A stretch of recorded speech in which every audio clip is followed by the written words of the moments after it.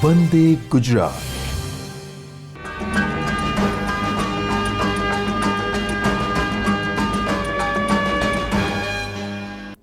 નમસ્કાર વિદ્યાર્થી મિત્રો, આજના વર્ચ્યુઅલ ક્લાસરૂમ ટ્રેનિંગ સેશનમાં હું આપ સૌનું હાર્દિક સ્વાગત કરું છું. હું આજે આપને આઈટીઆઈ અંતર્ગત આવતા એમ્પ્લોયબિલિટી સ્કિલ વિષયમાં રિઝ્યુમ રાઇટિંગ લેસન અંતર્ગત માર્ગદર્શન આપીશ. રિઝ્યુમ રાઇટિંગ એ એક અગત્યનું ડોક્યુમેન્ટ છે કે જે જ્યારે તમે નોકરી મેળવવા માટે એપ્લાય કરો છો ત્યારે તમારા વિશે તમારા એમ્પ્લોયરને ટૂંકમાં પરંતુ જરૂરી બધી જ માહિતી પૂરી પાડે છે. તો હવે આપણે સ્લાઇડમાં જોઈશું કે આગળ રિઝ્યુમ રાઇટિંગમાં શું શું વસ્તુઓ ધ્યાન રાખવાની હોય છે અને કેવી રીતે કરવાનું હોય છે. રિઝ્યુમ રાઇટિંગ ને કરિક્યુલમ વિટે અથવા તો સીવી એ રીતે પણ કહેવામાં આવે છે.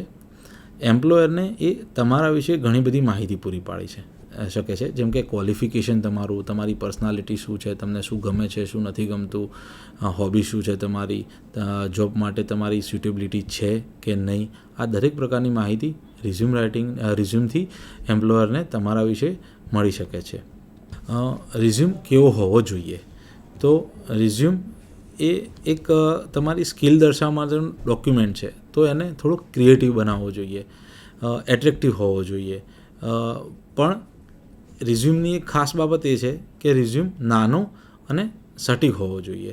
લાંબો 3-4 પાનાનો રિઝ્યુમ ના હોવો જોઈએ. તમારે એને 2 કે મેક્સિમમ 3 પાના સુધીમાં પૂરો કરવો જોઈએ. તથા એમાં તમારે તમારા વિશે વાર્તા નથી કરવાની હોતી, એને સટીક મુદ્દાસર માહિતી આપવાની હોય છે રિઝ્યુમની અંદર. રિઝ્યુમને એવી રીતે ઓર્ગેનાઇઝ કરવો જોઈએ કે તે તમારી યોગ્યતા, કૌશલ્ય અને પ્રાથમિકતા દર્શાવે. રિઝ્યુમમાં ઓબ્જેક્ટિવ સ્ટેટમેન્ટનો પ્રયોગ કરવો જોઈએ, જે જીવનમાં તમારા ધ્યેય, ગોલને દર્શાવે છે. તમારો ધ્યેય શું છે, તમે શું કરવા માગો છો, તમારી વર્તમાન સ્કિલ સાથે, એ દરેક વસ્તુઓને તમારે એક ઓબ્જેક્ટિવ સ્ટેટમેન્ટમાં આપવાનું હોય છે કે હું આ કંપનીમાં જોડાઈ અને મારી જે કૌશલ્ય છે એના દ્વારા આ કંપનીની અંદર આ પ્રકારના મારા ધ્યેય પૂરા કરવા માગું છું અને આ પ્રકારની પોઝિશન એચીવ કરવા માગું છું. એ તમારા ઓબ્જેક્ટિવના સેન્ટેન્સની અંદર ટૂંકમાં અને વ્યવસ્થિત રીતે, અસરકારક રીતે દર્શાવવાનું જોઈએ. ટેબ્યુલર કોલમ્સની જગ્યાએ બુલેટ પોઈન્ટ્સનો વધુ પ્રભાવી બનાવવા જોઈએ.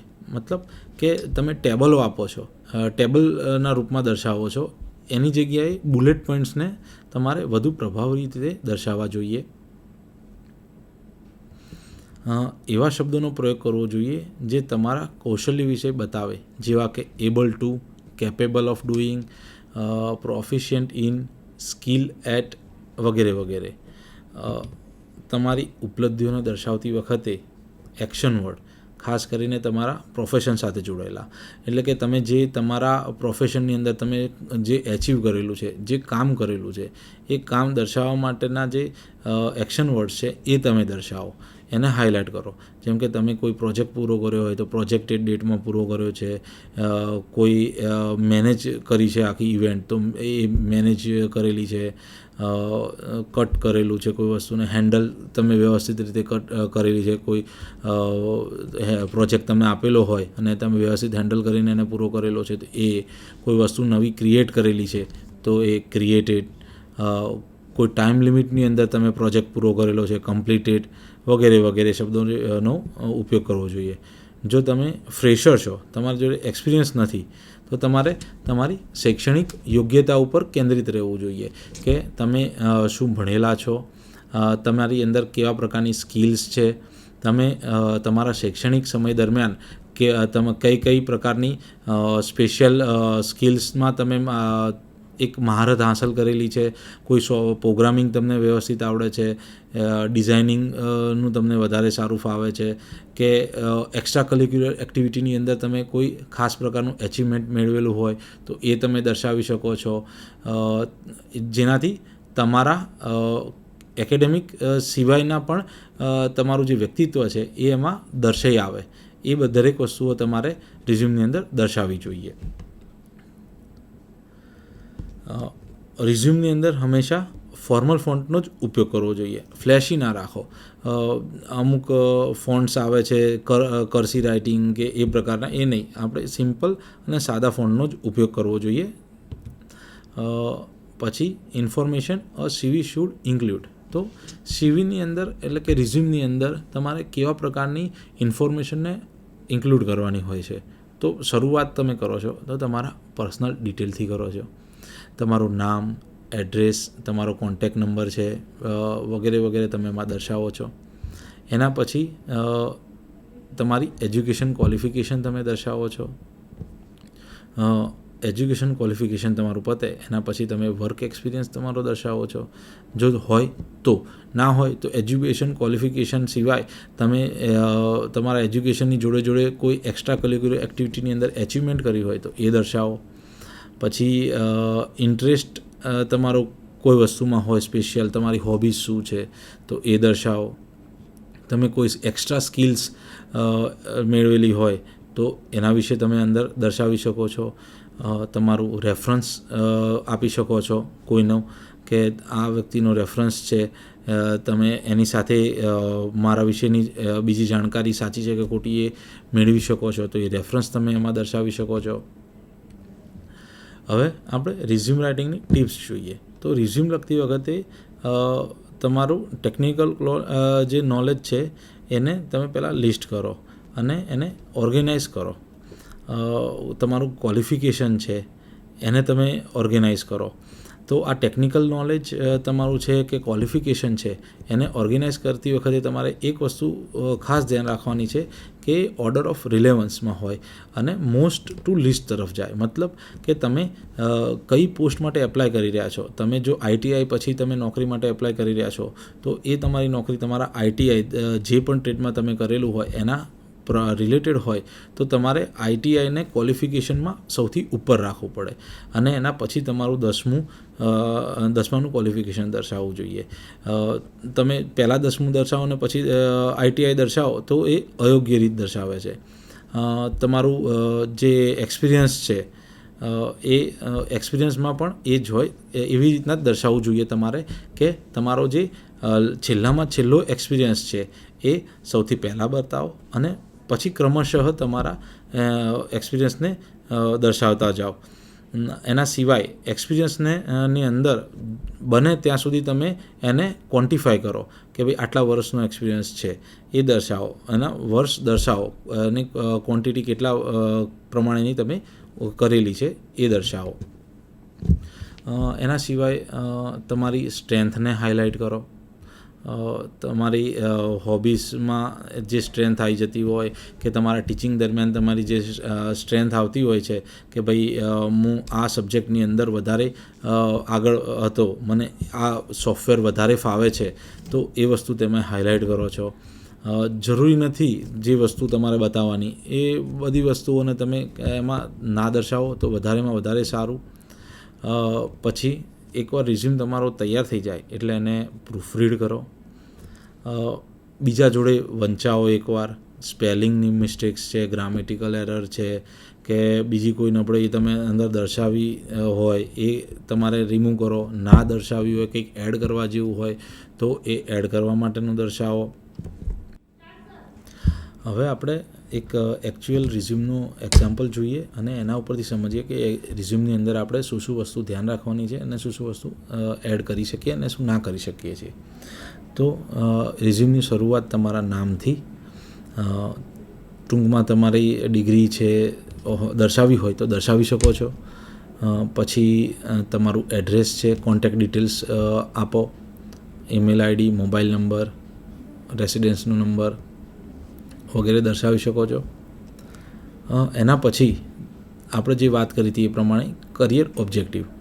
તો તમે તમારા કેરિયરમાં શું એચીવ કરવા માગો છો, શું તમારો ગોલ છે એ તમારે ટૂંકમાં 2 થી 3 લાઇનની અંદર દર્શાવવાનું હોય છે. એવો ઓબ્જેક્ટિવ તમારે દર્શાવો કે એ ઓબ્જેક્ટિવ તમારા જે એમ્પ્લોયર છે એના ઓબ્જેક્ટિવ સાથે સુસંગત થતો હોય. તો જો અહીંયા દર્શાવ્યું છે કે make optimum use of my technical and interpersonal skills for the benefit and growth of organisation I serve and to nice for myself in the corporate world. એટલે કે હું મારા ટેકનિકલ અને ઇન્ટરપર્સનલ સ્કિલનો ઉપયોગ કરું અને એનાથી હું જે પણ ઓર્ગેનાઇઝેશનમાં કામ કરું છું એનો ગ્રોથમાં મદદ કરું, એને ફાયદો થાય અને એના દ્વારા હું મારી જાતને પણ વધારે સારી રીતે કોર્પોરેટ વર્લ્ડની અંદર પ્રસ્થાપિત કરી શકું. તો આ પ્રકારનો તમારો ઓબ્જેક્ટિવ હોય તો જે તમારો જે એમ્પ્લોયર છે એની સાથે પણ સુસંગત થાય અને એને થાય કે જે આ માણસ સ્વાર્થી ઓબ્જેક્ટિવ નથી, એ એના ઓબ્જેક્ટિવની સાથે સાથે મારું પણ ધ્યાન રાખે છે અને મને અને એને બંનેને આગળ લઈ જશે. પર્સનલ સ્કિલ છે તો તમે પર્સનલી કેવા છો, તમારી સ્ટ્રેન્થ શું છે, પોઝિટિવ એટીટ્યૂડ તમે ધરાવો છો, કોન્ફિડન્ટ છો, ટીમ સાથે કામ કરી શકો છો. આ પર્સનલ સ્કિલ દર્શાવતી વખતે ખાસ કરીને ધ્યાન રાખવું, તમારે જે પણ કંપનીમાં તમે એપ્લાય કરી રહ્યા છો એ કંપનીનો બેકગ્રાઉન્ડ જાણી લો કે એમાં તમારે ટીમ પ્લેયર તરીકે કામ કરવાનું છે કે કેવી રીતે માર્કેટિંગમાં કે કયા ડિપાર્ટમેન્ટમાં કામ કરવા તમે જઈ રહ્યા છો. એ પ્રમાણેની જે સ્કિલ્સ હોય એ સ્કિલ્સનો તમે આમાં ઉપયોગ કરો. જેમ કે ટીમ સાથે કામ કરવાનું હોય તો ટીમ મેનેજમેન્ટ તમને ફાવે છે, ટીમ પ્લેયર છો તમે, પોઝિટિવ એટીટ્યૂડ રાખો છો બીજા પ્રત્યે, કામ પ્રત્યે. કોઈ નવું શીખવાનું હોય, તમે ફ્રેશર છો તો નવું શીખવું પડે તમારે ત્યાં જઈને, તો એગરનેસ ટુ લર્ન, તમે કંઈક વસ્તુ શીખવા માટે ઈચ્છુક છો, ત્યાં રેડી છો, તમને કંઈ આવડે છે, તમે એક્સપિરિયન્સ પર્સન તરીકે જઈ રહ્યા છો તો ત્યાં આગળ તમે તમારું નોલેજ શેર કરવા માટે તૈયાર છો. એવું નહીં કે ભાઈ મને આવડે છે તો હું મારી મોનોપોલી તૈયાર કરું અને બીજાને આ વસ્તુ ના શીખવાડું, તો એ નેગેટિવ સ્કિલ તમારી દર્શાવે છે, માનસિકતા. તો અહીંયા રેડીનેસ ટુ શેર નોલેજ એ પોઝિટિવ વસ્તુ દર્શાવે છે. તો આ પ્રકારના પોઝિટિવ સ્કિલ્સ હોય એ તમે એમાં દર્શાવો કે જેનાથી તમારી છાપ વધુ સારી ઊભી થાય. ટેકનિકલ સ્કિલ તો તમે જે ભણ્યા છો એની અંદર સ્પેશિયલી કોઈ એક સબ્જેક્ટ, કોઈ સોફ્ટવેર કે એવું કશું છે જે તમને વધારે સારી રીતે ફાવે છે. જેમ કે અહીંયા ટેકનિકલ છે તો ઓટોકેડ ફાવે છે, ઓટોમેશન સ્ટુડિયો ફાવે છે, પ્રો એન્જિનિયર સોફ્ટવેર ફાવે છે. એવી રીતના તમે જે પણ ક્ષેત્રમાં તમે કામ કરી રહ્યા છો એની અંદર તમારી ટેકનિકલ સ્કિલ ખાસ કરીને શું છે, અને ખાસ એ ધ્યાન રાખવું અહીંયા પણ કે એ સ્કિલ એ તમે જે કંપનીમાં જોબ માટે એપ્લાય કરો છો એની સાથે સુસંગત થાય છે, એ પ્રકારેની સ્કિલ વધુ હાઇલાઇટ કરો. એવી સ્કિલ કે જે એ સાથે સુસંગત નથી થતી, કોઈ કામની જ નથી, એ પાછળ દર્શાવવી હોય તો પણ શરૂઆત તમારી એવી સ્કિલો દર્શાવો કે જે કંપની સાથે વધુ સુસંગત થાય છે, કંપનીને એમાં ફાયદો થાય છે. પછી પ્રોફેશનલ એક્સપિરિયન્સ જો તમારી સાથે હોય તો પ્રોફેશનલ એક્સપિરિયન્સમાં ચાલુ કરો. હવે અહીંયા આગળ ઘણી જગ્યાએ બધા ભૂલ શું કરે છે કે એને ટેબ્યુલર ફોર્મમાં દર્શાવે છે, ટેબલ તરીકે દર્શાવવા જાય છે. કંપનીનું નામ, પીરિયડ, તમારો કેટલા વર્ષનું કામ કર્યું, કઈ તારીખથી કઈ તારીખ સુધી, કંપનીનું એડ્રેસ ને તમારી પોસ્ટ ને એવું બધું. તો આપણે આગળ એક મુદ્દામાં જોઈ ગયા હતા કે ટેબ્યુલર ફોર્મ કરતાં બુલેટ પોઈન્ટને વધારે અસરકારક રીતે દર્શાવો. તો અહીંયા બુલેટ પોઈન્ટમાં તમે દર્શાવો કે ભાઈ આ કંપનીમાં તમે આ પોઝિશન ઉપર કામ કરેલું છે. પછી કંપનીની થોડીક ટૂંકમાં પ્રોફાઇલ આપો કે કંપની શું કેવા પ્રકારનું કામ કરતી હતી, બરાબર છે, એ પ્રોફાઇલ દર્શાવી છે. પછી એ કંપનીની અંદર તમે શું કામગીરી કરતા હતા, જે પોસ્ટ તમે દર્શાવી છે એ પોસ્ટ ઉપર તમે શું કામ કરતા હતા, તો એ તમારા જે કામ છે જે કરતા હતા એ મુદ્દાઓ તમે એમાં દર્શાવો. હવે બીજી વસ્તુ એક ખાસ ધ્યાન રાખવાની કે તમે જે કામ સૌથી છેલ્લે કર્યું છે, જે રિસન્ટ એક્સપિરિયન્સ છે એ તમે પ્રથમ દર્શાવો, એના પછીનો એક્સપિરિયન્સ ક્રમશઃ દર્શાવતા જાઓ. એ પ્રમાણે તમારે એને બતાવવું જોઈએ, નહીં કે તમારો સૌથી પહેલો એક્સપિરિયન્સ જે છે એ તમે પહેલાં દર્શાવો. એક્સપિરિયન્સ તમારો પતે એના પછી તમે તમારું ધારો કે એક્સપિરિયન્સ નથી તો એજ્યુકેશન છે તો એજ્યુકેશન ક્વોલિટી તમે દર્શાવી શકો છો કે ભાઈ એજ્યુકેશનમાં મેં શું કરેલું છે. હવે અહીંયા તમે ખાસ જોઈ શકો છો કે જુઓ જે રિલેવન્ટ છે જોબ માટે એ જ વસ્તુ એજ્યુકેશન ક્વોલિફિકેશન એમને અહીંયા દર્શાવેલું છે. જેમ કે એમને છેલ્લે MBA કર્યું તો એ સૌથી પહેલું દર્શાવ્યું છે MBA. એના પહેલાં MBA પહેલાં એમણે બેચલર કરેલું હતું તો એ ડિગ્રી દર્શાવેલી છે. એમ તમે ઊંધા ક્રમમાં દર્શાવો કે છેલ્લામાં છેલ્લે તમે શું ભણ્યા છો એ, અને એના પછી ક્રમશઃ દર્શાવતા જાઓ. જે વસ્તુ રિલેવન્ટ નથી એ વસ્તુ દર્શાવવાની કોઈ જરૂર નથી. જેમ કે તમે MBA ઉપર કે BTech ઉપર નોકરી લેવાના છો, તો પછી તમારે 12th અને 10th રિલેટેડ કોઈ પણ વસ્તુ દર્શાવવી જરૂરી નથી. કેમ કે તમે MBA કરેલું, માસ્ટર ડિગ્રી કરેલી છે, તો 12th અને 10th તમે વ્યવસ્થિત રીતના કરેલું હશે તો તમે ત્યાં પહોંચ્યા છો. તો એ ઇનરિલેવન્ટ માહિતી થઈ જાય છે, તો એ તમે એમાંથી કાઢી નાખી. બીજું, ફરીથી આમાં તમે જોઈ શકો છો કે ટેબ્યુલર ફોર્મેટ કાઢેલું છે અને બુલેટ ફોર્મેટ રાખેલું છે, જેના કારણે વધારે સારી રીતની છાપ ઊભી થાય છે રિઝ્યુમની. પછી તમારું એચિવમેન્ટ છે.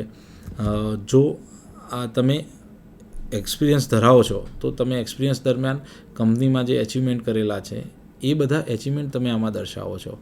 કંપનીની અંદર તમે કોઈ પ્રોજેક્ટમાં ભાગ લીધો હોય, એ કોઈ પ્રોજેક્ટ તમને હેડ તરીકે સોંપ્યો હોય તો એનો તમે ફટાફટ પૂરો કર્યો હોય.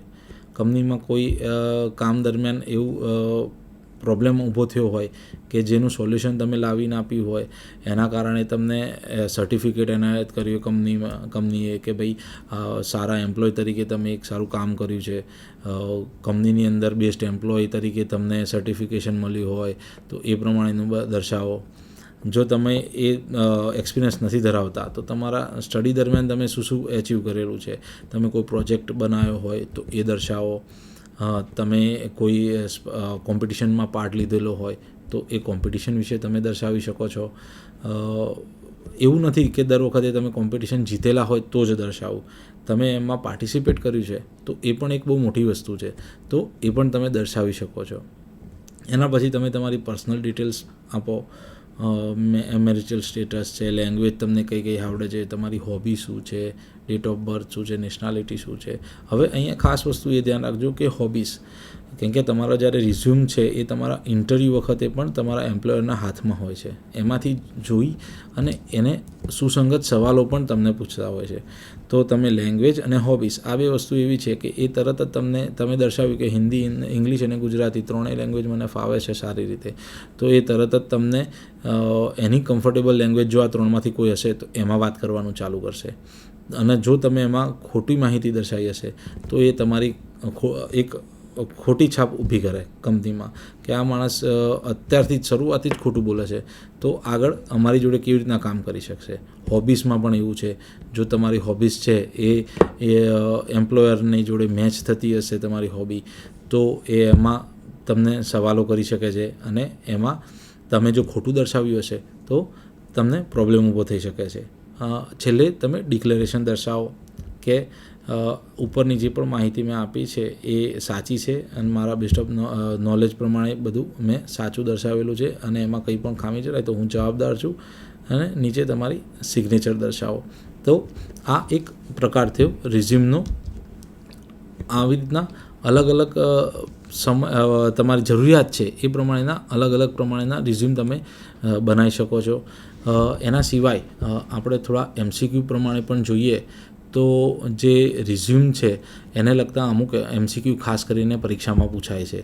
તો પહેલું આપણે જોયું કે રિઝ્યુમનું બીજું નામ શું છે, તો કરિક્યુલમ વિટે. આ એક પૂછાયેલો સવાલ છે પરીક્ષાની અંદર કે રિઝ્યુમ નું બીજું નામ શું છે. તો ઓપ્શનની અંદર અલગ અલગ 4 ઓપ્શન આપેલા હોય છે, એમાંનો એક ઓપ્શન છે કરિક્યુલમ વિટે. પછી રિઝ્યુમનું ની અંદર કરિક્યુલમ વિટે એનું શોર્ટ ફોર્મ શું છે, તો અથવા તો ઊંધું કરીને પૂછી શકે છે કે CVનું ફૂલ ફોર્મ શું થાય, બરાબર છે. તો ઓપ્શન એનો આન્સર છે કરિક્યુલમ વિટે. આ વસ્તુ ખાસ ધ્યાન રાખજો, કેમ કે આ 2 સવાલો છે એ વારંવાર ફેરવીને પૂછવામાં આવે છે કે રિઝ્યુમનું બીજું નામ અનધર નેમ શું છે, કરિક્યુલમ વિટે, કરિક્યુલમ વિટેનું શોર્ટ ફોર્મ શું છે, અથવા તો કરિક્યુલમ વિટેને બીજા કયા નામે તમે બોલાવો છો, તો રિઝ્યુમે અથવા તો CV છે એને શું કહેવામાં આવે છે, તો કરિક્યુલમ વિટે. આવી રીતના 3-4 રીતે અલગ અલગ રીતે ફેરવી અને સવાલો પરીક્ષામાં પૂછાય છે. એના સિવાય બીજો સવાલ છે કે રિઝ્યુમ શુડ બી, રિઝ્યુમ કેવો હોવો જોઈએ, તો શોર્ટ અને પ્રિસાઇઝ, ટૂંકો અને જરૂરી માહિતી ધરાવતો જ હોવો જોઈએ. એ પ્રકારેનું પણ રિઝ્યુમમાં ક્વેશ્ચનો આવે છે. તો વિદ્યાર્થી મિત્રો, આપણે જોયું કે રિઝ્યુમ કેવા પ્રકારનો હોય છે, રિઝ્યુમની અંદર શું શું વસ્તુ તમારે ધ્યાન રાખવાની હોય છે. જેમ કે રિઝ્યુમ લખતી વખતે તમે તમારી જે પર્સનલ ડિટેલ્સ આપો છો એ સાચી આપો, કોન્ટેક્ટ ઇન્ફોર્મેશન સાચી આપો કે જેથી એમને તમારી સાથે પાછળથી કોઈપણ પ્રકારની કોન્ટેક્ટ કરવો હોય તો એમાં પ્રોબ્લેમ ના ઊભો થાય. તમે જે ડિટેલ આપો છો કોન્ટેક્ટ ડિટેલ એ વખતે ચાલુ પણ રહેવી જોઈએ, કોન્ટેક્ટ માટે અવેલેબલ હોવી જોઈએ, એ પ્રકારેની આપો. તમારો ઓબ્જેક્ટિવ તમે જે દર્શાવો છો એ ઓબ્જેક્ટિવ કંપનીના ઓબ્જેક્ટિવ સાથે મેળ ખાતો હોય એ પ્રમાણેનો તમે લખો. એવું નહીં કે તમે ક્યાંકથી રિઝ્યુમ જોયો છે અને એની કોપી કરેલી છે તો એ કોપીમાં જે આવ્યો બેઠો એ જ તમે ઓબ્જેક્ટિવ મૂકી દીધો. ઘણીવાર એમાં તકલીફ શું થતી જોવામાં આવે છે કે જે ઓબ્જેક્ટિવ તમે કોપી મારેલો છે એ રિઝ્યુમ છે એ કોઈક PhD લેવલના વ્યક્તિનો છે તો એણે એમાં રિસર્ચ રિલેટેડ ઓબ્જેક્ટિવ મૂકેલા હોય અને તમે ITI કરી અને નોકરી માટે જઈ રહ્યા છો તો તમારો અને એનો ઓબ્જેક્ટિવ રિસર્ચ ઓબ્જેક્ટિવ એ તમારા કામ સાથે સુસંગત જ નથી થતો કે જે કંપની છે એની સાથે પણ સુસંગત નથી થતો. તો એવા કેસમાં થાય છે શું કે જે મેનેજર છે કે એમ્પ્લોયર છે જે પણ છે એ રિઝ્યુમ વાંચે છે તમારો પ્રથમ વખત અને તમારો ઓબ્જેક્ટિવ જુએ છે તો ત્યાંથી જ એ તમારો રિઝ્યુમ સાઈડમાં મૂકી દેશે કે આ વ્યક્તિ આપણા કામ માટે સુસંગત નથી, માટે ઓબ્જેક્ટિવ બહુ વિચારીને લખો. એના પછી તમારી જે એક્સપિરિયન્સ હોય તો એક્સપિરિયન્સ વિશેની માહિતી તમે દર્શાવો છો કે અને એમાં પણ ખાસ ધ્યાન રાખવું કે જે રિસન્ટ એક્સપિરિયન્સ છે તમારો એ પ્રથમ દર્શાવો અને ત્યારબાદ ક્રમશઃ એક્સપિરિયન્સ દર્શાવતા જાઓ. એક્સપિરિયન્સની અંદર તમે થોડાક ભાગ પાડી દો. ટેબ્યુલર ફોર્મની જગ્યાએ પહેલાં તો બુલેટ ફોર્મનો ઉપયોગ કરો અને એમાં ભાગ પાડો. પ્રથમ તમારો કઈ પોસ્ટ ઉપર અને કઈ કંપનીમાં કામ કરતા હતા, કેટલા સમયથી કામ કરતા હતા, પછી જે કંપનીમાં કામ કરતા હતા એ કંપનીની કામગીરી શું છે અને એ કંપનીમાં તમારી પોતાની કામગીરી શું હતી એ તમે દર્શાવો. એ પતી જાય એને ખાસ ધ્યાન રાખો કે ટેબ્યુલર ફોર્મમાં દર્શાવવા કરતાં આવી રીતના બુલેટ ફોર્મમાં દર્શાવવું વધારે સારું ઇમ્પ્રેશન ઊભી કરે છે. એના પછી તમે તમારું એજ્યુકેશન ક્વોલિફિકેશન લો.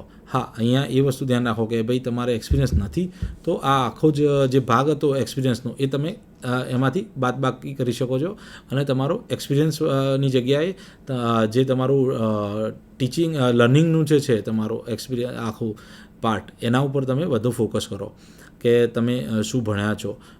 એ પણ ટેબ્યુલર ફોર્મમાં ના દર્શાવો કે જે તૈયાર રિઝ્યુમો બધા ઇન્ટરનેટના માધ્યમથી લે છે અને એમાં કોપી મારે છે તો એમાં ટેબ્યુલર ફોર્મેટ વધારે આવે છે અને ટેબ્યુલર ફોર્મેટની અંદર બિનજરૂરી માહિતીઓ પણ અમુકવાર વધારે દર્શાવવામાં આવે છે ટેબલમાં.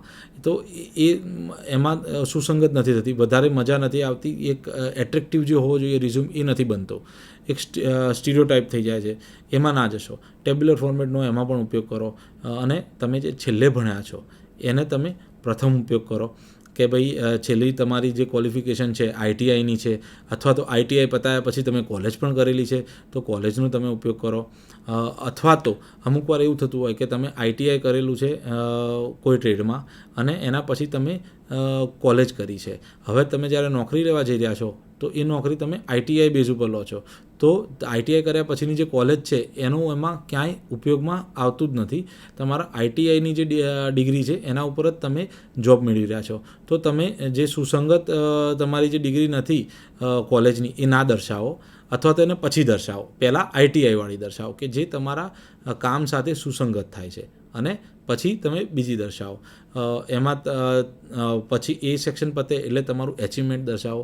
જો તમે જોબ કરેલી હોય, તમારી પાસે એક્સપિરિયન્સ છે તો એમાં તમે શું એચિવમેન્ટ કર્યું, કોઈ પ્રોજેક્ટમાં કામ કર્યું છે, કોઈ સમય કરતાં વહેલો પ્રોજેક્ટ પૂરો કરીને આપેલો છે કે કોઈ કંપનીમાં પ્રોબ્લેમ હતો એ તમે સોલ્યુશન લાવીને આપેલું છે અથવા તો તમે બેસ્ટ એમ્પ્લોય તરીકે પ્રોજેક્ટ થયા છો કંપનીની અંદર, તમે કોમ્યુનિકેશન વધુ સારું કરીને ટૂંકા સમયમાં બીજા કરતાં વધુ પ્રમોશનો લીધેલા હોય એ પ્રકારેનું કંઈક કામ તમે એચિવમેન્ટ લીધેલી હોય તો એ દર્શાવો.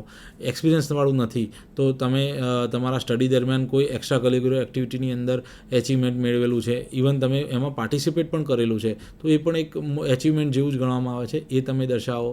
એના દ્વારા કંપનીમાં તમારી છાપ એવી ઊભી થાય છે કે આ વ્યક્તિ એ અંતર્મુખી વ્યક્તિ નથી, બહિર્મુખી વ્યક્તિ છે જેની સાથે પબ્લિક કોન્ટેક્ટમાં રહે છે બધા સાથે, ટીમ પ્લેયર તરીકે કામ કરે છે, તો એ તમારી એક પોઝિટિવ છાપ ઊભી કરે છે. એક્સ્ટ્રા કરિક્યુલર એક્ટિવિટી તો એ દર્શાવવી ખૂબ જરૂરી છે. એના પછી તમે થોડીક પર્સનલ ઇન્ફોર્મેશન આપી શકો છો કે તમે તમારું મેરિટલ સ્ટેટસ બતાવો, તમારી લેંગ્વેજિયલ તમારી જે સ્કિલ છે એ દર્શાવો કે ભાઈ મને આ લેંગ્વેજ ફાવે છે. પછી તમારી હોબીઝ દર્શાવો કે મારી હોબીઝ આ બધી છે. પણ ખાસ એમાં ફરીથી એકવાર કહું કે એમાં આટલી વસ્તુનું ધ્યાન રાખો કે તમારી લેંગ્વેજ દર્શાવો છો કે તમારી હોબીઝ દર્શાવો છો, એમાં માહિતી સાચી આપો. કેમ કે અમુક વખત એવું થાય છે કે આ રિઝ્યુમ આપતી વખતે જે સામે વ્યક્તિ બેઠા છે એ તરત જ પકડી પાડે છે કે ભાઈ આ વ્યક્તિને આ વસ્તુ ના ફાવતી હોય કે આ અથવા તો એ એની સાથે સુસંગત થતી વસ્તુ હોય કે તમે હોબી દર્શાવી કે મને ક્રિકેટ રમવું વધુ પસંદ છે અને સામેવાળા વ્યક્તિને પણ ક્રિકેટ વધુ પસંદ હોય, તો એ તરત જ તમને રિસન્ટ એક્ટિવિટી અથવા તો પાસ્ટની કોઈ ક્રિકેટની એક્ટિવિટી ઉપર સવાલો કરે. અને જો તમે એમાં અચકાવ કે યોગ્ય ઉત્તર ના આપી શકો તો એના ઉપરથી એ થાય કે તમે આમાં ખોટી માહિતી આપેલી છે, બરાબર. તો એ તમારા કેરિયર માટે અડચણરૂપ ઊભું થઈ શકે છે. તો હંમેશા આ કોલમોમાં વધુ ધ્યાન રાખી અને તમને જે પસંદ હોય, તમને જે ખરેખર આવડે છે એ જ વસ્તુઓ દર્શાવો તો વધુ સારું રહેશે તમારા માટે. અને છેલ્લે તમે બાંયધરી આપો છો કે ઉપર દર્શાવેલી માહિતી બધી મેં સાચી આપેલી છે અને એની મારી જવાબદારી છે અને તમારી સાઇન કરો. તો આ પ્રમાણે આખો તમારો એક રિઝ્યુમ તૈયાર થશે જે તમને તમારી નોકરી મેળવવા માટે ભવિષ્યમાં ખૂબ જ મદદરૂપ થશે. આભાર.